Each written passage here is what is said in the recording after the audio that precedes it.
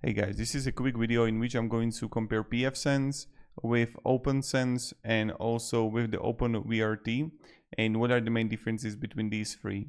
So with the pfSense, what you have to be aware of, it's a free BSD based firewall.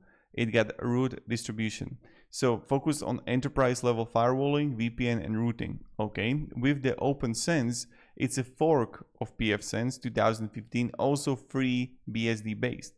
Same firewall router to focus, but more modern UI and frequent updates. So that's for the OPNsense. Now on the OpenWrt, so what is that about? It's a Linux-based amped OS for routers. Focus on custom firmware for consumer routers, lightweight routing and flexibility.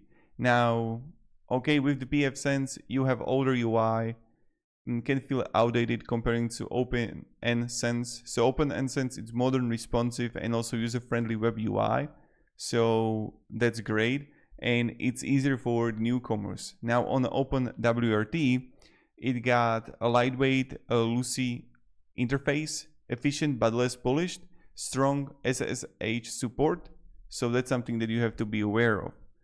Now, the performance, or what is important here, the pfSense is designed for x86 hardware, mini PCs, dedicated firewall servers.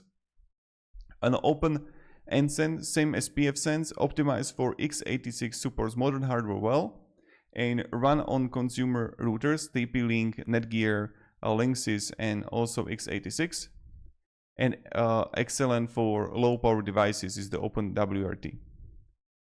So the pfSense they got good security, strong but slower updates. OpenNsense focuses heavily on frequent security patches and transparency. And the OpenWrt is good, but depends on the router vendor community support. So that's something that you have to be actually aware of.